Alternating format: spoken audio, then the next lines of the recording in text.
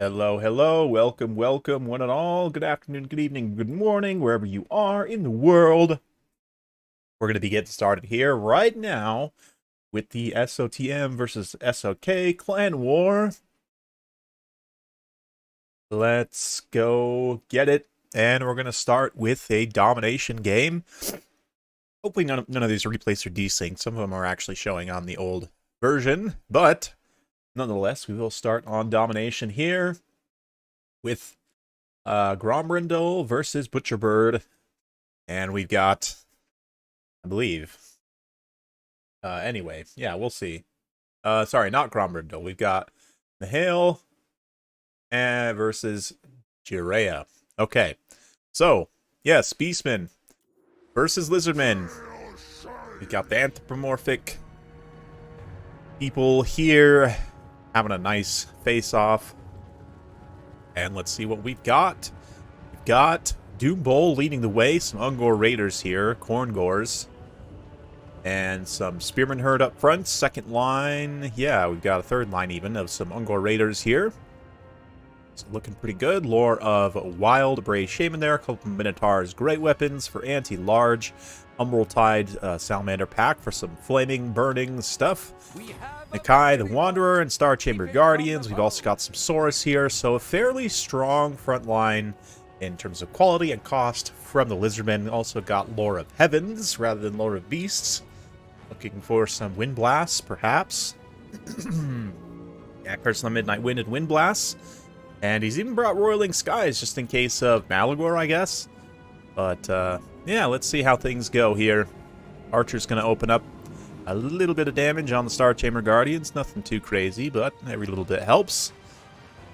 Salamanders, though, will fire back and make their presence felt somewhat. Again, nothing too crazy. Both players just kind of trading a little bit of value here.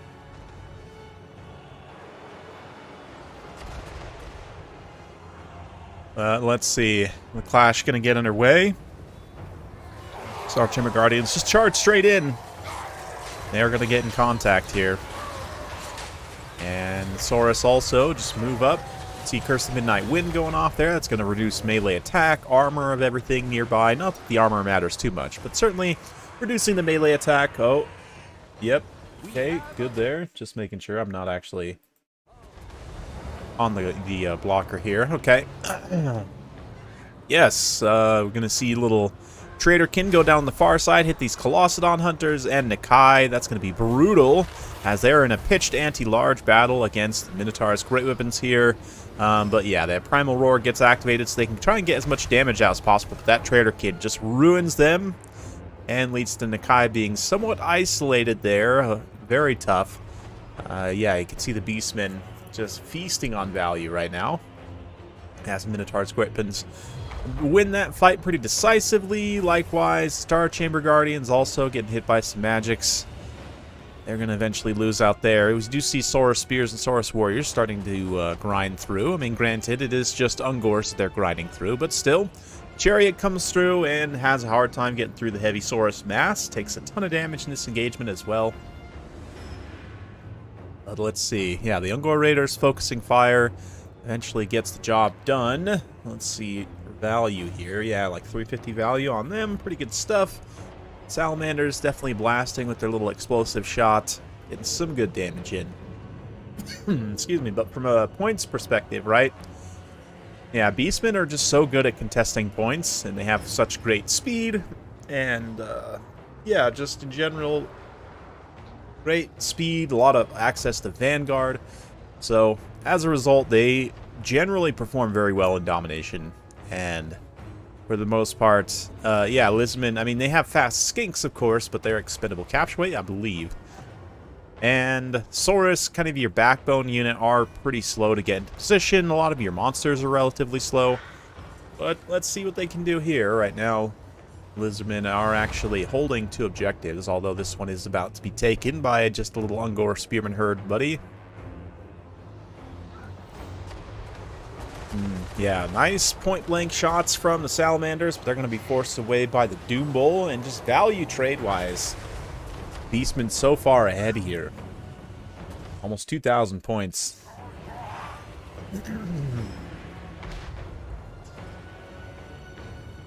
Yeah, looking pretty rough there. Let's see here.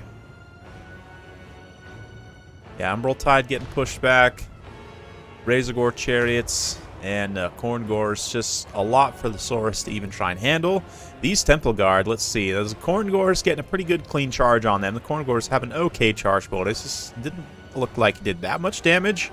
But this is the main thing here, is that these Temple Guard are getting shot in the back and rear by these Raiders. And I'd imagine that the Raiders are primarily what has done most of the damage to them. Maybe not, actually, when we look at their value. You would maybe expect a little bit more. Yeah. The Chariots here also running around doing some pretty good job. It seems like they're also able to get some good value on rear and side charges here. It's surprising to me a little bit because Saurus do generally have very good mass, and Chariots would get caught up on them, but it looks like they're still doing some good damage regardless.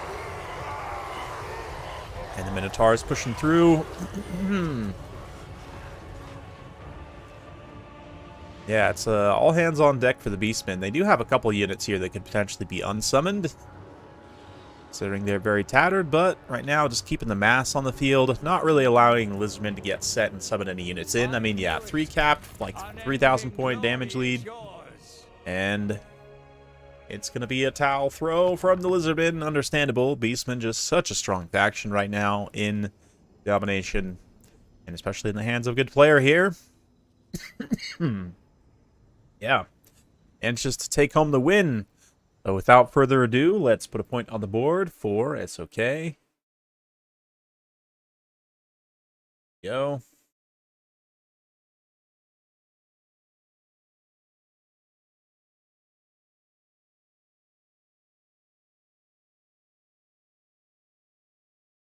And we will move on to the next replay. Oh yeah, that was Gromrindle versus Butcherbird. There we go. Next, we'll see General Isambard versus Sleepy Lion. And it's going to be Dwarfs versus Cathay. So 2 factions which are slow, armored, relatively ponderous, and sometimes can struggle in domination because of that. Although if they're able to capture objectives, they... Excuse me, my spring allergy is killing me right now. I promise I'm okay. Yes, the Dwarfs and Grand Cathay both, once they capture an objective, it's very hard to dislodge them due to their good defensive nature, but we'll see. It looks like Grand Cathay initially going with a much smaller force, much more focused on long-range damage, but immediately starting to summon in some Peasant Horsemen. We've got Miners, blasting charges pretty far forward. We've got some Rangers here as well on the capture. Gonna get the objective immediately. And the Miners capturing the center objective. So a nice Vanguard capture from the Dwarfs, kind of offsetting their slow speed. They definitely have better access to Vanguard units than Cathay does. But Dwarf Warriors in the front line, Corlers, we've got Dwarf Warriors Griffins, Lord Double Thane, so very sturdy, kind of very basic Hero Hammer core here, but should be alright. On the opposite side, Yuan Bo, we've got some Celestial Crossbows, very interesting. Jade Warriors, some Crane Guns, which will be very good here. They're already making their presence felt. Grand Cannons as well. Yeah, Yuan Bo charging in, but between the guns and the cannons, it is going to be a lot of long-range pressure. You can see the Miners already getting routed away. I mean, granted, they are a very cheap unit. I say very cheap. They do have the blasting charges, so not as cheap as possible. But, let's see here. Yeah, we can see 19 units for the Dwarfs, so they're definitely going all out with the width, girth, if you will. Very girthy build.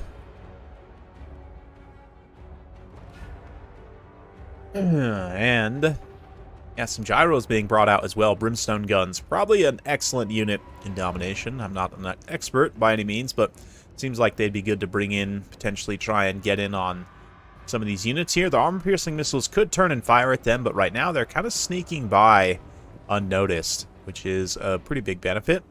And the long-range guns, I mean, they are quite threatening, but in terms of value, they really only damaged 1 miner so far. I guess 2 miners, but yeah, now turning to fire at some of these Corlers here as the rest of the Dwarven forces advance. Yeah, you can see a little Shem's Burning Gaze. on the gyrocopters. Yep, it does make good contact on them, and the rest of the units turn to fire. The Onyx Khorne gonna come in and catch, so I like the attempt, but ultimately Brimstone Gun's unsuccessful. I'm gonna lose out on all that value.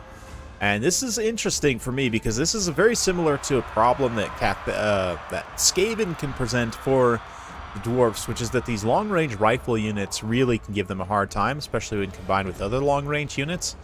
But we're going to see something similar with the Celestial Lion, where it's kind of brought in here, all the range units turn to fire at it, and I guess more of a distraction piece than anything at this point, so that these long-range rifles and such can continue to just feast on value. I say feast on value.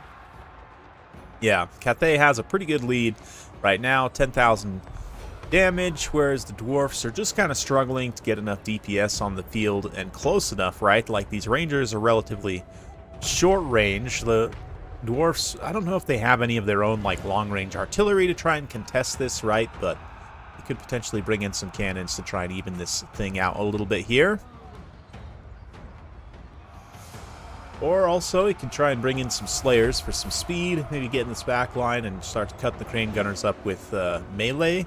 But we see here, Miner's blasting charges coming forward, and they are being torn apart pretty well.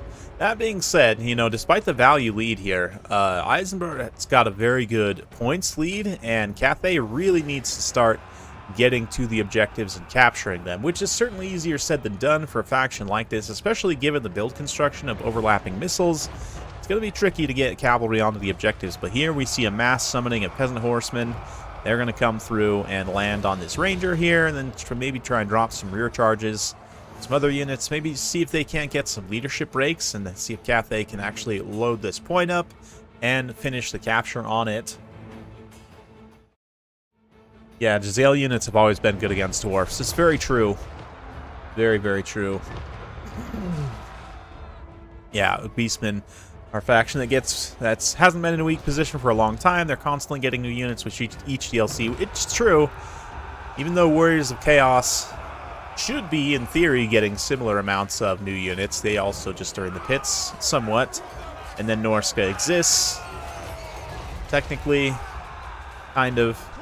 But, yeah, we see here Dwarves continuing to do a good job of defending the objectives. They actually didn't... Cathay did not manage to actually take this one, stabilize from that cavalry attack, and managed to hold the capture weight in such a place that Cathay just cannot capture objectives right now. And because of the value change, or sorry, the points change here, yeah, I mean, we're getting pretty close to where Eisenbart can actually pull back to one objective and defend one for the rest of the game. So Cathay is really in a pretzel here because they've got to capitalize on this value lead, which is 800 points, but it's not insane, right? It's kind of been stable at around about 1,000, give or take, kind of fluctuating a little bit. But now we're in a position where, yeah, Dwarfs have so much capture weight over all these objectives. They're actually just throwing units forward right now to try and tie up Cathay in their deployment zone so that any units they do bring in to try and capture are just going to have a hard time, you know, even getting to the objectives. Peasant horsemen being brought in, crane gunners being brought in, and, like, yeah, these flying units, Onyx Khorne, are very good. Value trade like crazy all day, but ultimately aren't going to capture any objectives as flying units. Yeah, let's see. The Dwarfs definitely could win this on objectives. You see Eisenbart also retreating some of his tattered units, trying to refund any available points. But this giant train of Onyx Khorne landing. Looks like they've almost done enough to get these Rangers off the field. But then there's still this one Dwarf Warrior hanging around. Ooh, Giant Slayers being brought in here. Oh, yeah. Giant Slayers are going to be a very tough unit for Cathay to kill in melee. They'll have to rely on their ranged units to do so. And, you know, given that, Giant Slayers are also unbreakable. They can just hold this objective like it's nobody's business. We see some flame gyros, brimstone guns being brought in here. Try and get these Jade Lancers off the field. Yeah, the regular steam gun's actually probably better against the Jade Lancers, but nonetheless, it's enough to push them back. And you can see here more miners blasting charges being brought off the vanguard point there. Moving into position to, again, just tie up the advance of Cathay and not allow them any availability to get to the objectives. And at this point, I think it's... We'll fast forward now because I think it's pretty much settled that Dwarfs are going to win this. I don't see Cathay having the time necessary. Maybe. They are actually going to capture the one objective here, ever so slowly. But like I said, Eisenbart can easily win on one objective right now, no problem. But will he get tabled here is the question. It's going to like a 2,000 point damage lead now. And if he gets fully tabled, that could be the difference. Yeah, Yuanbo was able to clean up that Hero Hammer engagement fairly well with his Executioner ability, his anti-infantry, armor-piercing damage. But yeah, Slayer's being brought in now. Trying to provide some unbreakable mobility, get on some of these capture points on the near side, and just hold them, you know, for the next, what, 30 seconds? Yeah, let's see if Cathay is able to capture these last two objectives in the next 30 seconds. Something tells me probably not, but certainly a valiant attempt.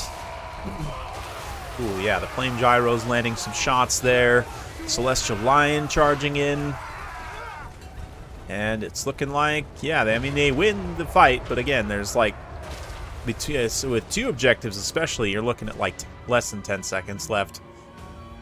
And so, despite a valiant effort and actually winning the battle in a large way, Sleepy Lion gets killed on objectives, and Eisenbart manages to hold a very dwarfish win. You know, losing slowly and just holding ground is the dwarven way. And so we'll put a second point on the board for SOK and move on to the next replay. Yeah, quite the wild one, it must be said. Just the Dwarfs largely just sacrificing themselves on the vanguard and on the forward fight to keep that objective in hand. So, all right, now we're getting to the ones which might potentially have some desyncs. So you guys in chat have to let me know. These are potentially in the old patch, and I definitely don't have time today to wait for my game to update to the old patch, so let's all keep our fingers crossed there's not too much desyncing on these.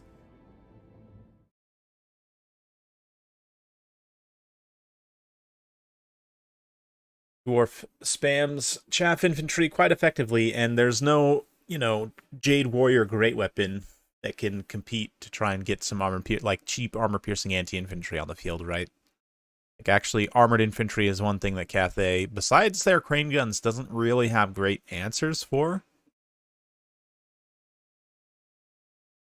Anyway, Demeros now coming in once again. Khorne, we've got Valkyrie the Bloody, front line of Marauders. Cultist on the Shrines, an interesting choice for sure. Got some Minotaurs here, a Wrathmonger.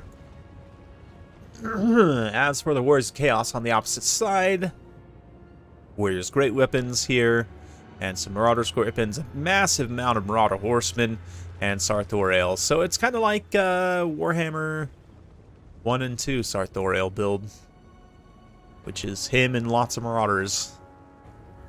Let's see what they both bring in off the reinforcement. Yeah, Horsemen, Horsemasters, classic combination, especially with Plague of Rust. He has it. Probably doesn't. Probably just, yeah, Searing Doom. Oh, it does have Plague of Rust. Okay. So you could see some very good synergy there, piling up on a target if the Marauder Horsemen can form up and focus fire. But for the time being, they're just, you know, seizing the objectives.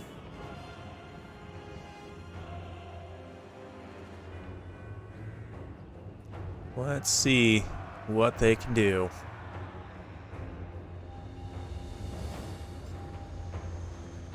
Let's see here. Yeah, some Furies being brought in. Won't necessarily help cap objectives, but definitely can help with winning the fight. And we see here this objective being capped as well, so... yeah, the Forces of Khorne not going to get too behind too early. Honestly, though, these Marauder Horsemasters and Horsemen could come and try and get on this objective and just keep, you know, keep the harass pressure up as much as possible. We're going to have a battle of Marauders and Warriors. Khorne forces moving in for a little half-hearted engagement here. And the rest of their units kind of hanging back, just watching these Marauders get blooded in their first combat here. And then the Wrathmongers and the Minotaurs going to charge in, which will certainly be more than these Marauder weapons can handle. But watch this here. The Marauder Horsemen, Horse Masters all switch over to this side. You can see how they're forming up to concentrate all their javelins. That's a lot of javelins, a lot of value being poured into one engagement here. Will they be able to focus fire effectively? Spear Slopnir cuts through them, does a little bit of damage here. We've also got an engagement between Valkia and Sarthoril up in the air, which I'd imagine is probably going to go very well for Valkia. The Plague of Rust will help even things out a little bit, as will the shield on both sides. They both have different sorts of shields. But we see some Blood Brutes being brought in by the forces of Khorne, and they just get absolutely melted by Wrathmongers and Minotaurs. I mean, they just disappear in seconds, the majority of the units. So surprised they actually didn't fully break there. But, tries to get a little catch with that Searing Doom Overcast. That is a pretty big whiff on a Winds of Magic cost.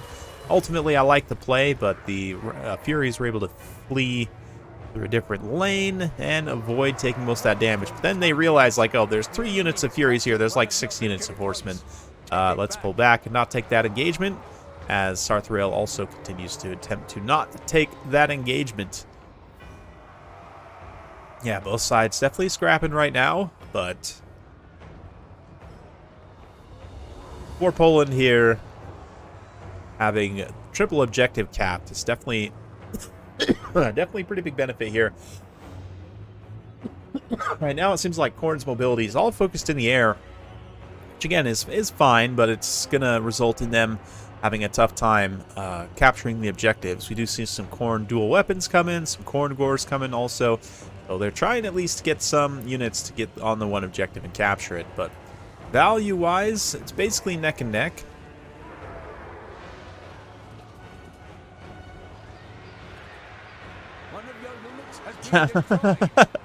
I do the same thing, Butcherbird, sometimes when I'm watching replays. But yeah, taking the wide view here, we might be getting a little bit of desyncing. We are seeing some units kind of standing around a little bit. Maybe being unsummoned there as well. But, yeah, overall, looks like the Warriors of Chaos are able to just keep holding those objectives. That initial kind of forward push with all the Marauder Horsemen seems like it was fairly effective. Starting to gather up more of their forces here to try and get on this center objective. Khorne's definitely contesting. We've got Forsaken moving in, good speed, charge on them. Not a lot of staying power, but they'll be able to get to the objectives relatively quickly. Forsaken on the opposite side, being melted pretty quickly by those Wrathmongers, dual hand weapon warriors. Should be a pretty good option for holding down this objective. We've got the anti-large, anti-infantry potential here if the Khorne Gores come over, but even the Wrathmongers themselves will be pretty good anti-everything. A really nice placement on that Searing Doom there. Khorne's magic resistance will help them resist most of the damage, but still, it's a little chunk. Every little chunk helps. Fury's going away. Khorne, though, able to amass enough on this objective to get it captured, so seems like a normal game for the most part. Yeah, it doesn't seem like maybe a tiny bit of desyncing here, but it's also domination, so it could be just units being weird. Really wish campaign hotfixes didn't break replays. I know, right? I know. If the other replays we find are like super bad, I honestly, and I if you're okay with this, Butcherbird, it's totally your call. But if we do find that the other replays are like super badly desynced, I could update my game and then like stream the second half of this maybe tomorrow. Yeah, tomorrow. I know a lot of you guys are European time, so I could probably find a time in the afternoon to try and stream for you all. So it would be Monday evening for you. But again, that's only if we find that the replays are severely desynced. Right now, it seems mostly normal. And seems pretty much what I would expect given based on the army compositions. But right now, Khorne, you know, their unit's very offensive. Doesn't have a lot of staying power. So we'll see, you know, with the cultists now being routed away, Wrathmonger's kind of just pulling back to see where they need to go next. But, yeah, the mobility of the warriors, trying to keep up the pressure here as much as possible. Okay, sounds good, Butcherbird. We'll see. Like I said, we'll see if, especially once we get to the land battles, if you find just, like, the outcomes are wildly different, that's obviously an issue. But, yeah, we'll see. Right now, things are looking mostly fine. Nalkia once again getting in, trying to chase down Sarth, but at this point he does a full change-a-roo, switcheroo, change around, and gets his monkas, the big old chaos ape gorillas, help him out in an engagement. And this is a new age, huh? We got Sarthrail and Blood Beasts beating down Valkia. That's a Warhammer 3 sight if I've ever seen one. She gets terrified away, and the Blood Beasts are going to switch now maybe into the center objective to try and recapture this. We've got a few Forsaken hanging around here. Chaos Dual hand weapons. They should be trading actually pretty well here. But it looks like maybe they're just trying to path through to get to the other objective. Not 100% sure what's happening there, but yeah, Wrathmonger's coming up. I do definitely think this is desyncing here, but that's okay.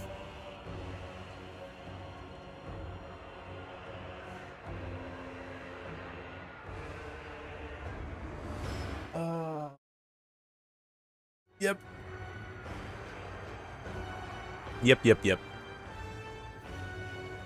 Yeah, Hellstrider's being chased here.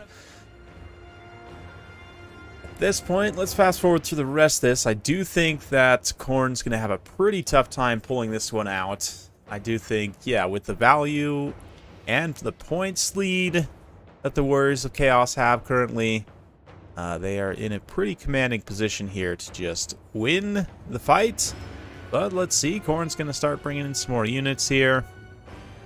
Yeah, we see some Minotaurs coming off the deployment. Them, combined with these Khorne Gores, should do a pretty good job, for the most part, of getting... I think this replay doesn't work a bit. Yes, we're definitely seeing some desyncing going on here. Definitely some slight issues. Well, you guys will have to let me know then. I think... Let me see real quick how long it's going to be to update my game, to roll it back to the last patch.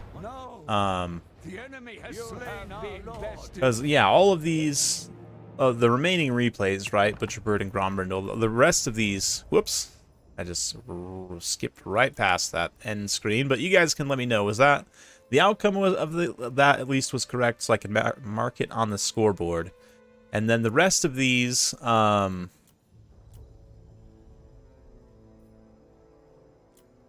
yeah, given that the rest of these were fought before the, not too bad. Okay. Let's, what do you guys think? Should we see how long it's going to be for the update? Or would you guys rather continue on? It is going to put SOTM on the board, by the way, with a win for the Warriors of Chaos and for Poland.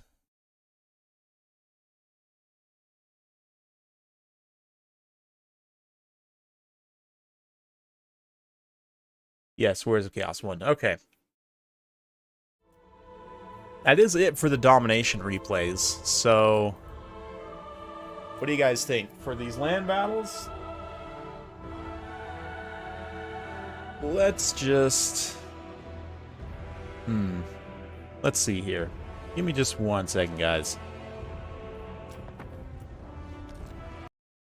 I'm just gonna see how long it would be.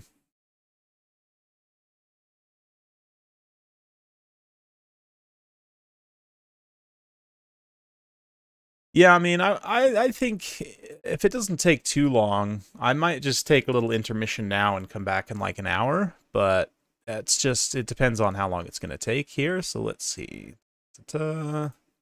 Properties, betas. If I do the rollback to 6.1.2, Happy to watch correct games tomorrow, same as today. Okay, yeah, we could do... If the timing works, I could do the same time, honestly, tomorrow. Because what time? It's like, what, like 5 p.m.-ish in Europe right now, so... Don't see any problem. Okay. Sweet. Well, we'll officially label this part 1 then, and I'll be back. I'll shoot you guys a message. It should be, yeah, let's just do tomorrow. Same time, same place. How about that? That gives me another chance to do a little quick live stream. And yeah, I mean, it is going to be, I'm just looking at the estimated time, and it's showing me like 30 to 40 minutes plus.